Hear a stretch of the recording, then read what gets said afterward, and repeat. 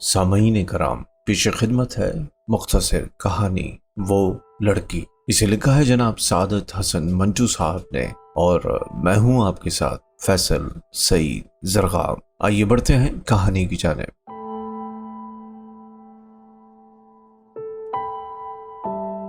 सवा चार बज चुके थे, लेकिन धूप में वही तमाज़त थी जो दोपहर को 12 बजे के करीब थी। उसने बालकनी में आकर बाहर देखा तो उसे एक लड़की नजर आई जो बज़ाहिर धूप से बचने के लिए एक सायादार दरख्त की छांव में आलती पालती मारे बैठी थी। उसका रंग गहरा सांवला था, इतना सांवला कि वो दरख्त की छांव का एक हिस्सा मालूम होता था। सुरिंदर ने जब उसको देखा तो उसने महसूस किया कि वो उसकी कुर्बत चाहता है। हालांकि वो इस मौसम में किसी की कुर्बत की भी ख्वाहिश न कर सकता था। मौसम बहुत वाहियात किस्म का था। 4:15 बज चुके थे। सूरज गुरूब होने की तैयारियां कर रहा था, लेकिन मौसम निहायत जलील था। पसीना था कि छूटा जा रहा था। खुदा मालूम कहां से मसामों के जरिए इतना पानी निकल रहा था।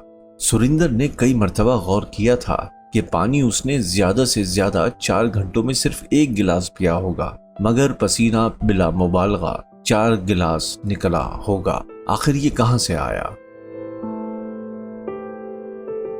जब उसने लड़की को दरख्त की छांव में आलती पालती मारे देखा तो उसने सोचा कि दुनिया में सबसे खुश यही है जिसे धूप की परवाह है, ना मौसम की। सुरिंदर पसीने में लथपथ था। उसकी बनियान उसके जिस्म के साथ बहुत बुरी तरह चिमटी हुई थी। वो कुछ इस तरह महसूस कर रहा था जैसे उसके बदन पर किसी ने मोबिल ऑयल मल दिया है। लेकिन इसके बावजूद जब उसने दरख्त की छांव में बैठी हुई लड़की को देखा तो उसके जिस्म में ये ख्वाहिश पैदा हुई कि वो इसके पसीने के साथ घुल मिल जाए, उसके मसहमों के अंदर दाखिल हो जाए।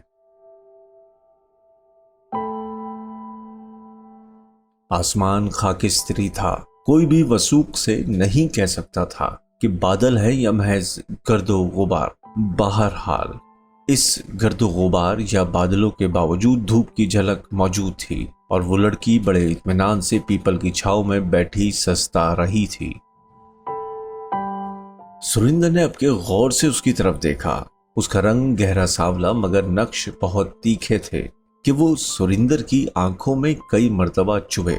मजदूर पेशा लड़की मालूम होती थी। ये भी मुमकिन था कि भिखारन हो, लेकिन सुरिंदर इसके मुतालिक कोई फैसला नहीं कर सका था। असल में वो ये फैसला कर रहा था कि आया उस लड़की को इशारा करना चाहिए या नहीं। घर में वो बिल्कुल अकेला था। उसकी बहन मरी में थी, माँ भी उसके साथ थी, बाप मर चुका था। एक भाई उससे छोटा, वो बोर्डिंग में रहता था। सुरिंदर की उम्र 27-28 साल के करीब थी। इससे कबल वो अपनी 2 अधेड़ उम्र की नौकरानियों से 2-3 मर्तबा सिलसिला लड़ा चुका था। मालूम नहीं क्यों, लेकिन मौसम की खराबी के बावजूद सुरिंदर के दिल में ये ख्वाहिश हो रही थी कि वो पीपल की छांव में बैठी हुई लड़की के पास जाए या उसे ऊपर ही से इशारा करे ताकि वो उसके पास आ जाए और वो दोनों एक दूसरे के पसीने में गौते लगाए और किसी नामालूम जजीरे में पहुंच जाए। सुरिंदर ने बालकनी के कटहरे के पास खड़े होकर जोर से खनखारा, मगर लड़की मुतवज्जा न हुई। सुरिंदर ने जब कई मर्तबा ऐसा किया और कोई नतीजा बरामद न हुआ तो उसने आवाज दी, अरे भाई जरा इधर देखो। मगर लड़की ने फिर भी उसकी तरफ न देखा। वो अपनी पिंडली खुजलाती रही। सुरिंदर को बहुत उलझन हुई। अगर लड़की के बजाय कोई कुत्ता होता तो यकीनन उसकी आवाज सुनकर उसकी तरफ देखता। अगर उसे उसकी ये आवाज नापसंद होती तो भौंकता, मगर उस लड़की ने जैसे उसकी आवाज सुनी ही नहीं थी। अगर सुनी थी तो अनसुनी कर दी थी। सुरिंदर दिल ही दिल में बहुत खफीफ हो रहा था। उसने एक बार बुलंद आवाज में उस लड़की को पुकारा, हे लड़की। लड़की ने फिर भी उसकी तरफ न देखा। झुंझलाकर उसने अपना मलमल का कुर्ता पहना और नीचे उतरा। जब उस लड़की के पास पहुंचा तो वो उसी तरह अपनी नंगी पिंडली खुजला रही थी। सुरिंदर उसके पास खड़ा हो गया। लड़की ने एक नजर उसकी तरफ देखा और शलवार नीचे करके अपनी पिंडली ढांप ली। सुरिंदर ने उससे पूछा, तुम यहाँ क्या कर रही हो? लड़की ने जवाब दिया, बैठी हूँ। क्यों बैठी हो? लड़की उठ खड़ी हुई। लो अब खड़ी हो गई हूँ। सुरिंदर बौखला गया। इससे क्या होता है? सवाल तो यह है कि तुम इतनी देर से यहाँ बैठी क्या कर रही थी? लड़की का चेहरा और ज्यादा संभला गया। तुम चाहते क्या हो?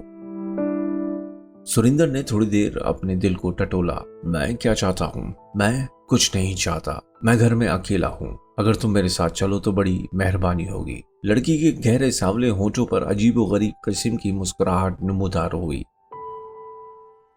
मेहरबानी? काहे की मेहरबानी? चलो। और दोनों चल दिए।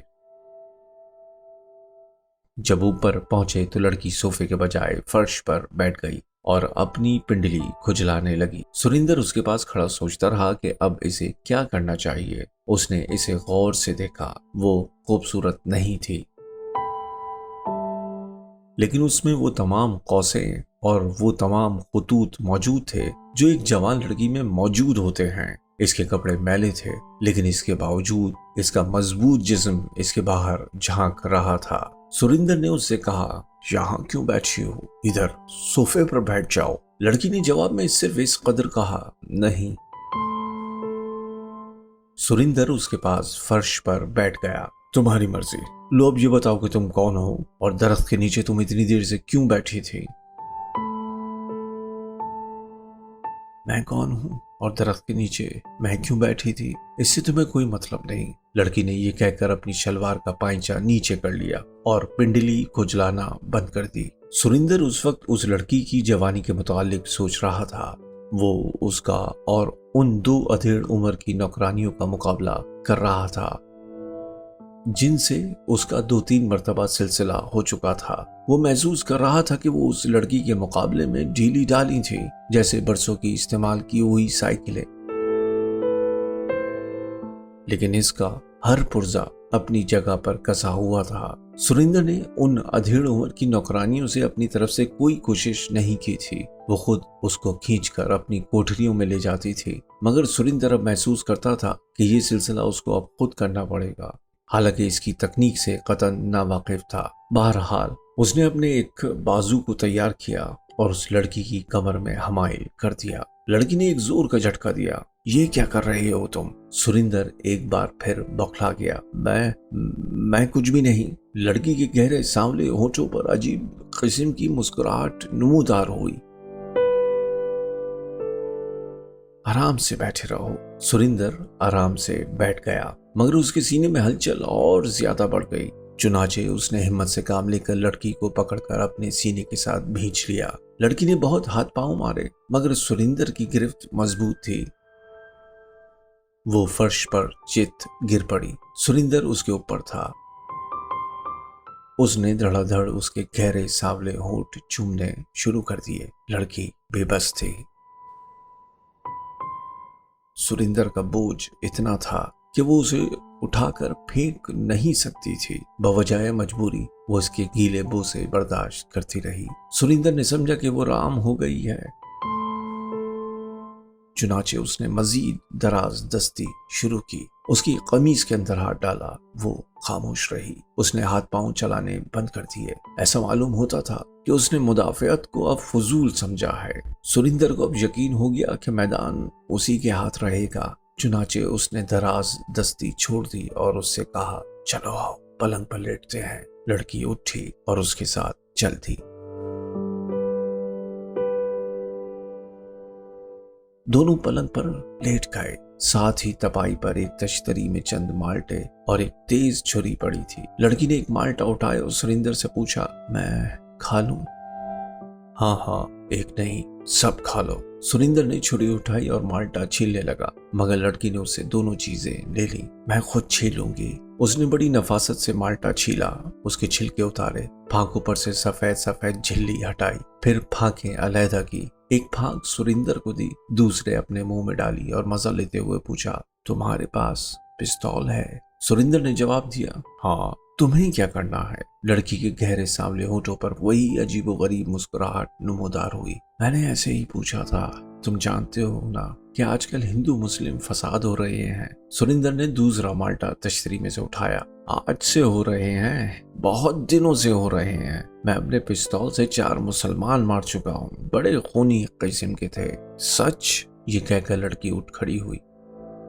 मुझे जरा वो पिस्तौल तो दिखाना। सुरिंदर उठा। दूसरे कमरे में जाकर उसने अपने मेज का दराज खोला और पिस्तौल लेकर बाहर आया। ये लो। लेकिन ठहरो।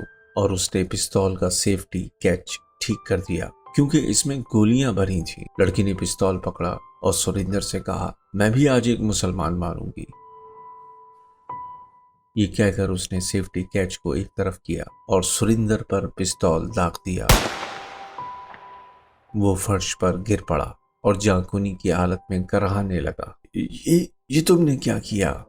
लड़की के गहरे सांवले होठों पर मुस्कुराहट नुमोदार हुई। वो 4 मुसलमान जो तुमने मारे थे, उनमें मेरा बाप भी था।